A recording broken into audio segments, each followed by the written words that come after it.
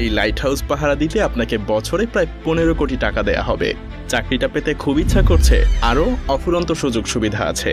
যেমন এখানে থাকবে না কোনো বস, আপনি সম্পূর্ণ একা। নিজের ইচ্ছা মতো ঘুমাতে পারবেন, মাছ ধরতে পারবেন, যা মন চায় তাই করতে পারবেন।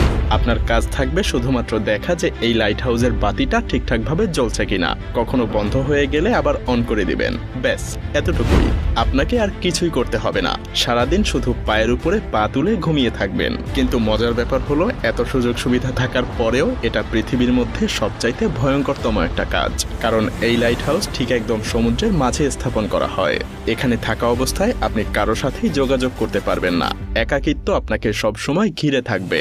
আরো ভয়ঙ্কর ব্যাপার হলো, প্রায় সময়ই এখানে বেশ বড় বড় ঝড় হয়। সেই সব ঝড়ের তাণ্ডব এতটাই ভয়ঙ্কর হয় যে মাঝে মধ্যে সমুদ্রের পানি এসে টাওয়ারের উপরে উপচে পড়ে। এমনকি এই কাজে মৃত্যু পর্যন্ত হতে পারে। আরো কি কি মহাবিপদ এখানে ওত পেতে থাকে তা একটু পরেই জানতে পারবেন। এখন হয়তো এসব দেখে আপনার মাথায় প্রশ্ন আসতে পারে যে এই লাইট হাউস সমুদ্রের মাঝেই কেন তৈরি করা হয়েছে, এর কাজই বা কি, আর কেনই বা এই লাইট হাউসের উপরে সবসময় নজর রাখতে হয়, কেন এর লাইট কখনো বন্ধ করা যায় না। রহস্যময় এই লাইট হাউসের আদ্যপান্ত জানতে হলে আমাদেরকে কয়েক বছর পেছনে ফিরে যেতে হবে। তখন যাতায়াতের জন্য না ছিল কোনো গাড়ি, আর না ছিল অন্য কোনো যানবাহন বা আকাশপথ। তাই বিশাল লম্বা পথ পাড়ি দেওয়ার জন্য একমাত্র উপায় ছিল পানিপথ। সেই সময় ক্যাম্পেট মারিয়াস নামের একজন অসাধারণ নাবিক ছিলেন। তিনি অনেক প্রতিকূল অবস্থাতেও সমুদ্র পাড়ি দিতে পারার জন্য বেশ বিখ্যাত ছিলেন। তো একবার তিনি সমুদ্রের মাঝেই ঘুটঘুটে অন্ধকার একটা জায়গা পাড়ি দিচ্ছিলেন। ঠিক তখনই সমুদ্রের নিচে থাকা কিছু পাথরের সাথে জাহাজের ধাক্কা লাগে। সেই সময় জাহাজগুলো তৈরি করা হতো কাঠ দিয়ে, যার কারণে জাহাজের নিচে খুব সহজেই ফাটল ধরে যায়, আর পানি ঢুকে বেশ ক্ষয়ক্ষতিরও শিকার হয় জাহাজটা। এই দুর্ঘটনার পর ক্যাপ্টেন মার্শিয়াস এর সমাধান খুঁজতে থাকেন। তিনি এমন কিছু তৈরি করতে চাচ্ছিলেন যে এই ধরনের সমস্যা থেকে বাঁচানোর জন্য আগে থেকেই জাহাজের নাবিকদেরকে সাবধান করতে পারবে। কিন্তু এখানে মহাদুশ্চিন্তার কারণ হয়ে দাঁড়ায় প্রশান্ত মহাসাগরের বিশালতা। কারণ প্রশান্ত মহাসাগর এতটাই বড় আর বিশাল যে যদি 7টা মহাদেশের সমস্ত ভূমি একত্রও করা হয় তবুও প্রশান্ত মহাসাগরের আয়তনই বেশি থাকবে।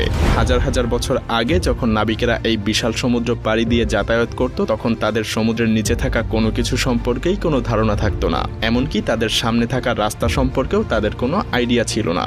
সেই সময়ে পথ নির্দেশের জন্য কোনো রকম প্রযুক্তি তো ছিলই না, যেটা তাদেরকে রাস্তা চিনতে সাহায্য করতে পারত। মূলত সেই সময় নাবিকদের সমুদ্র পাড়ি দেওয়ার জন্য সূর্যের দিকে কিংবা চাঁদ তারার উপরেই নির্ভর করে চলতে হতো। আর এই দিক নির্দেশনার সমস্যার জন্য চলতি পথে বাড়তি আরো দু একটা উটকো ঝামেলা এসে জড়ো হতো, যেমনটা ক্যাপ্টেন এলিসের সাথে হয়েছিল। একবার ক্যাপ্টেন এলিস তার নাবিকদের সাথে প্রশান্ত মহাসাগর পাড়ি দিচ্ছিলেন। তো একদিন রাতে হঠাৎ করে ঝড় শুরু হয়। পুরো আকাশ ঢেকে যায় কালো মেঘে। আকাশের সব তারাও মেঘের নিচে ঢাকা পড়ে যায়, যার কারণে প্রচন্ড ঝড়ের মধ্যে তারা রাস্তা হারিয়ে ফেলে।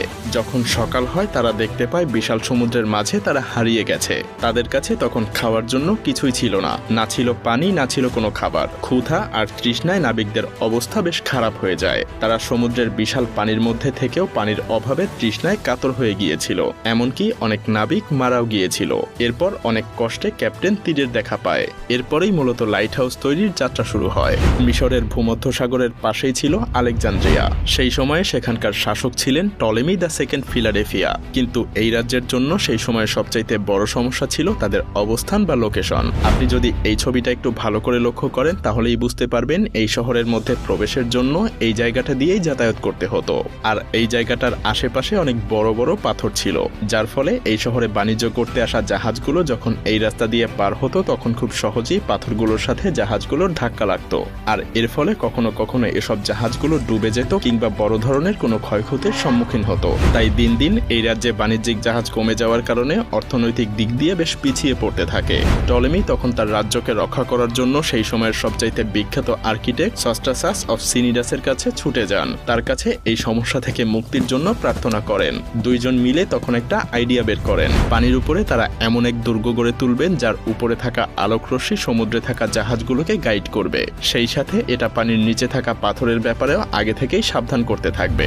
সেই পরিকল্পনা অনুযায়ী সস্ট্রাসাস কাজ শুরু করে দেয়। কিন্তু তখনও তিনি ভাবতে পারেননি যে তিনি যা করতে চলেছেন সেটা একসময় পুরো পৃথিবীতে অন্যতম একটা সৃষ্টি হয়ে উঠবে, যা পুরো পৃথিবীতে আলেকজান্দ্রিয়ার বাতিঘর নামে পরিচিত হয়ে উঠবে।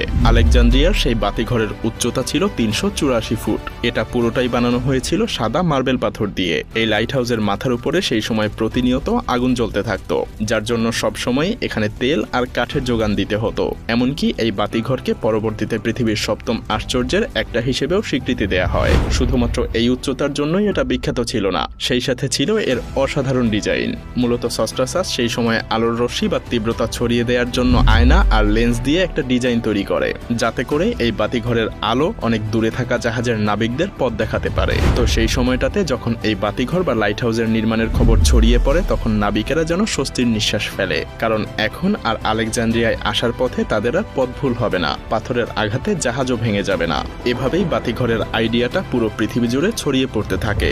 যদিও প্রথমে এই বাতিঘরের ব্যবহার সমুদ্রের মাঝে শুধুমাত্র জাহাজ সাবধানে চলাচলের জন্যই তৈরি করা হতো, কিন্তু সময়ের সাথে সাথে বাণিজ্যিক জাহাজের সংখ্যা যখন বাড়তে থাকলো, তখন সমুদ্রের যেসব জায়গায় পাথরের উচ্চতা সমুদ্রের পানির উচ্চতার কাছাকাছি কিংবা যেখানে অনেক বেশি পাথর থাকে যেগুলোর সাথে খুব সহজেই জাহাজের ধাক্কা লাগতে পারে, সেসব জায়গাগুলোতেও তখন বাতিঘর বা লাইট হাউস তৈরি হওয়া শুরু হয়। যদিও প্রথম দিকে লাইট হাউসে সবসময় আগুন জ্বালানো হতো, কিন্তু এটা ঠিক ততটাও ভালো আইডিয়া ছিল না, কারণ এর জন্য সবসময় কয়লা বা জ্বালানি কাঠের যোগান রাখতে হতো।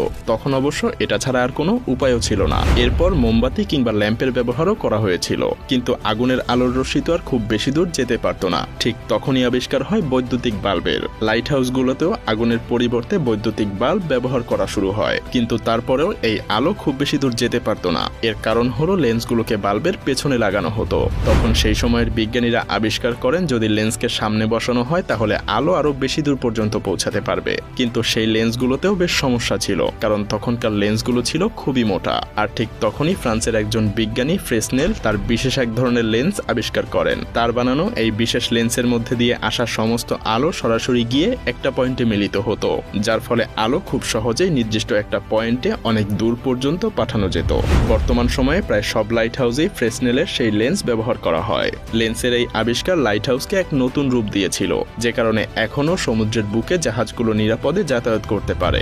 কি লাইট হাউসের ভয়ঙ্কর এই দিকগুলো জানার পরে আপনার বুকের ধুকধুকানি আরো বেড়ে গিয়েছে? হ্যাঁ, আর এজন্যই কোনো স্বাভাবিক মানুষকে এত পারিশ্রমিক দেওয়ার পরেও নির্জন এই লাইট হাউসে থাকতে চায় না, কারণ কেউ কখনোই নিজেকে এই ভয়ঙ্কর এবং নির্জনতার মাঝে হারাতে চায় না।